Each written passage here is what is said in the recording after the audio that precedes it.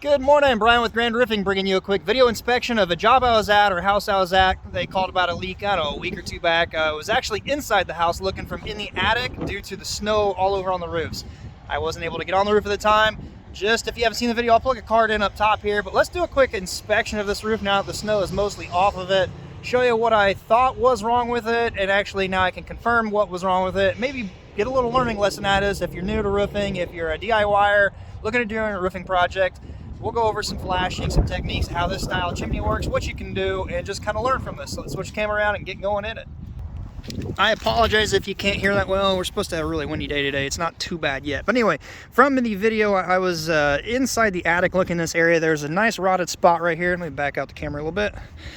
Some rotten wood right here, and when I was in the home in the attic, I realized there's a chimney right up in this area, and what I thought it was is the flashing was not tucked. That does appear to be what the issue is. So let's look at this real quick.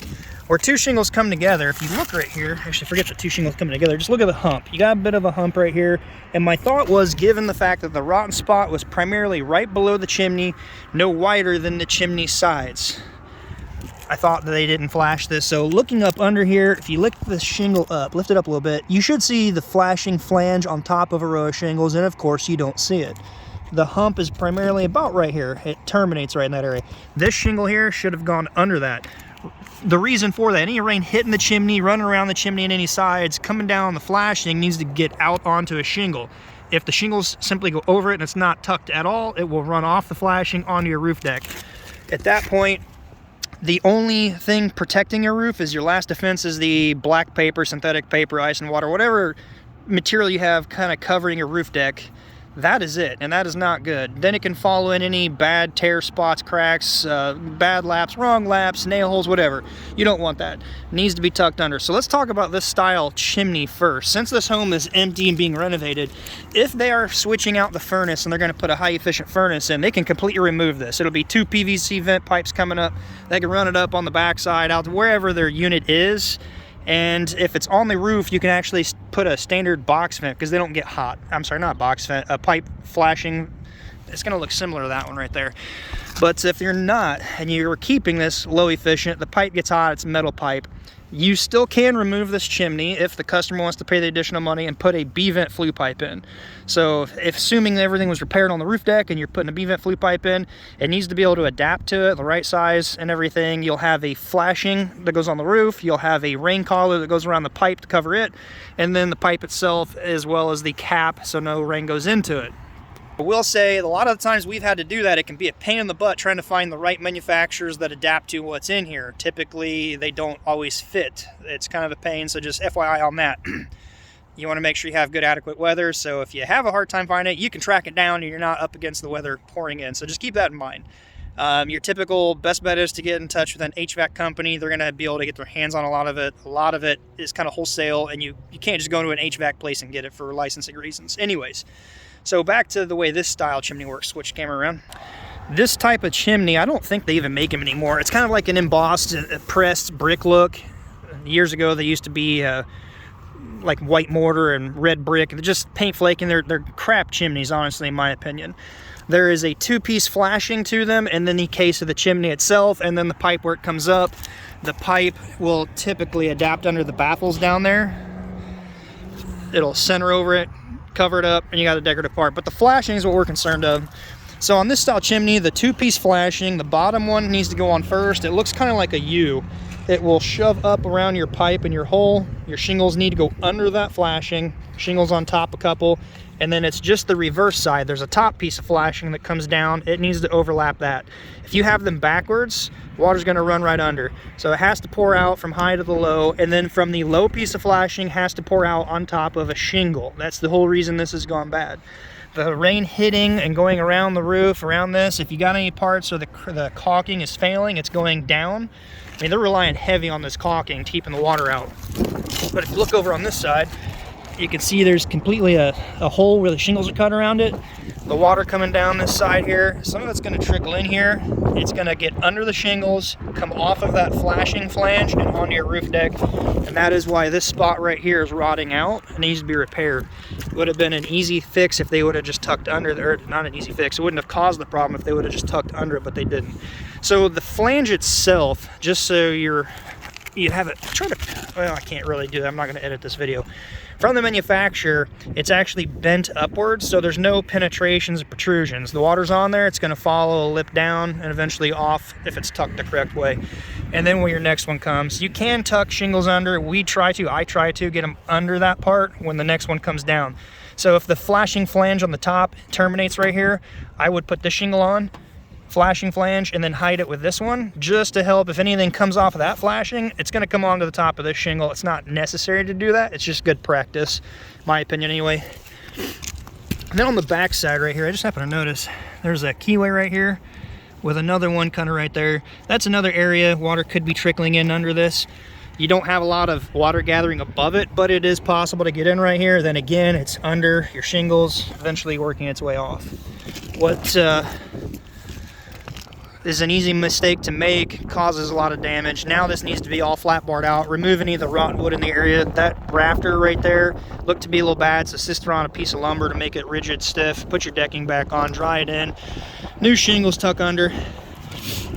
Let's see, I did talk about the B-vent switch over, keeping this. Oh, if you do keep this style, by the way, the casing is held on with little L brackets. I usually only see one at the top and bottom at each side. This appears to have two on both left and right side. I don't know what, I guess left and right side, but the high end and the low end, not top and bottom. And the L bracket simply screws down to the roof deck. I'm not a fan of this.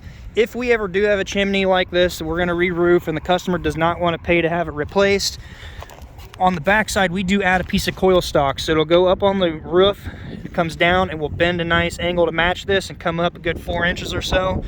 We will seal behind it, zip screw to it, and then fold the ends over that extend out a little bit, out a little ways, fold those down, make it rigid, put a bead of sealer underneath for water tension, surface tension, pulling it back under, it eliminates that. But the biggest thing that does, which by the way that'll get covered with these rows of shingles, any water back here comes out and diverts away from this area before it runs off. Not necessary, but it is good practice we try to do. Since the snow has melted off of this, let's do a quick walk around. This was all covered in snow, I couldn't get up here, but I happened to notice something with the flashing here. Let's just check. Typically, if the roofer that roofed this did anywhere else, he's probably messed up other things. And because this has caught my eye right here, I don't want to tear shingles up, but let's see if we can see under here. This row's obviously on it. I want to see if the flashing is on top of this or not. There's a close keyway. I don't know if I'm going to be able to. I don't have a flat bar up here. I don't know. I can't tell on this. Probably an issue.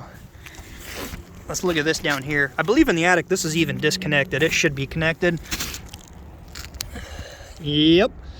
This, if it doesn't have any issues, could develop issues over time. They're relying on caulking, sealing it, because if anything gets down past this, by the way, tar, well, I don't like tar, it's brittle, it's peeling away from that. But you potentially get water running in under these shingles now on the roof deck. Let's look at this over here. That's definitely not good. It's got some shingle cracking going on pretty bad right above another keyway. Keyway, crack, keyway. Why that's not good, if this crack continues up where the headlap is, where the keyway is, any water getting in here can go into that crack and then get onto your roof deck. This needs to be addressed. The flashing, I'm guessing this is probably going to be done wrong too. That's probably why there's some added caulking up here over the years. Same down here. Maybe they put the roof vent on, caulked the crap out of it, and stuck the shingles down to seal it. It's not good. Let's see if we can check under the other one maybe. The flashing to the box vent needs to pour out onto a row. Otherwise, you run into the same issue. This here is not an installation issue per se. What I think that is, I've seen this a lot. My opinion is it's thermal expansion and contraction. I am not positive, but I think if the shingle adhesive has been too aggressive years past, when the shingles heat and expand and contract, these two are moving apart with temperature changes. This is probably aggressively sealed and it can't give and it just cracks the shingle apart. I don't know. If you do know, drop a comment down below, but that's definitely what that looks like. I've seen this a lot and it is definitely going to pose a problem. Keyway, keyway, keyway. That's not good. It's not a crack, those are keyways from the installer. Definitely not good. I should have brought a flat bar, but if you look right here, you see this keyway here going up right under that keyway there. This shingle here is only covered about an inch and a half up above into the third row put down, or the second row put on above it, if that makes sense. So from about here to here, it's probably completely exposed to water getting in, again, on your roof deck. Paper, synthetic paper, whatever. Got some more cracking going on. Keyway crack, keyway not good, needs to be addressed, but the whole thing I wanted to show on this box vent, again, it appears to be just smack down on the roof deck, water gathering, going right under. This row of shingle here, it possibly could be tucked. If so, it's not going to be tucked by much, but I'm betting the box vent's down on the roof deck. Yep. Looks like an older estate gray colored shingle. It's got a bit of wear actually to it.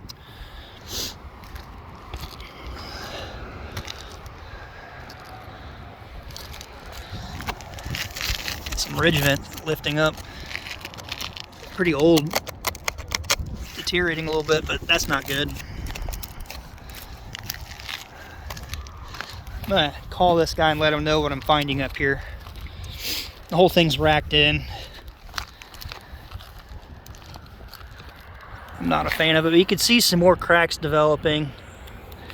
It's odd because, well, it's not really odd, but I mean, you don't see them anywhere in the middle. You're seeing them right where a keyway is. Every one of them is where a keyway is. There's another one, keyway, crack. Here's a big section of them. That's not good. That's an invitation for water to come in. Bring it in a little closer here. I mean, there's easily a crack. You can see the crack in the shingle below it if it'll focus. I don't know if you can see it in there. There you go, you can kind of see the crack a little bit better. Same here. More down here. There's a handful of them. This isn't going to last. This roof is actually going to fail.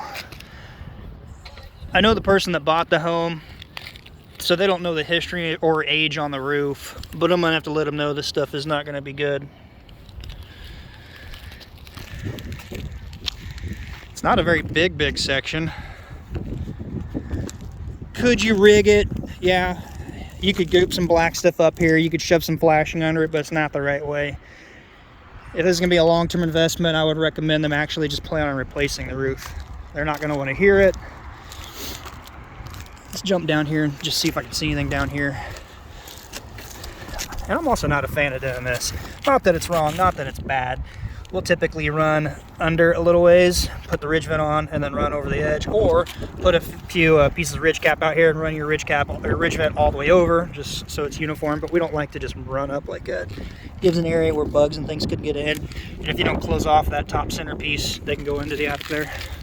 Minor, but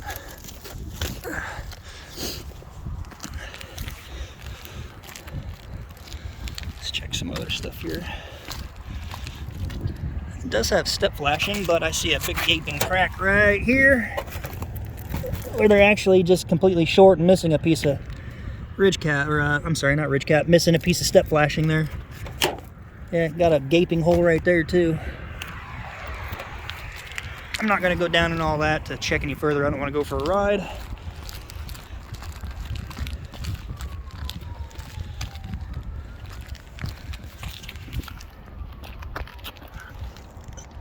Well, I hate tar. Probably missing something. This section down here, I don't see near the cracking of the shingles.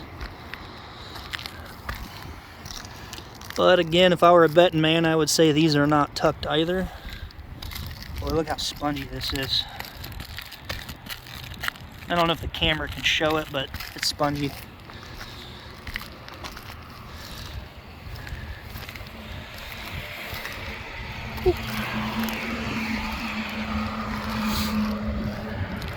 That's mainly the upper part where the shingles are cracking. I haven't seen one yet down on this lower section. I don't know if it's a ventilation issue or this is not quite as hot, or I don't know. It's just odd that These aren't cracking anywhere that I see, but on the top section it's cracking quite a bit. You can see that dipping out pretty good. You can see how it's starting to dip down right there, rotting out. All right, let's wrap the video up. If you liked the video, if you could, please give it a thumbs up. People down there looking at me like he's talking to himself with a phone. Yeah, still getting used to the whole thing. It does help the channel. Hack YouTube if you could. Hack it with a thumbs up. It does help the algorithm. I really do appreciate it. Super free, super simple to do. I could definitely use your assistance in doing that, please. If you haven't subscribed, what are you waiting on? If you could, subscribe if you like the content. Also, by the way, check out the links in the videos. Like this telescoping ladder. It's the most beautiful ladder for an estimator ever. Check it out if you think you want to pick one up. Again, at no additional cost to you. It does help support the channel here. Until next time, be safe. See you on the next one.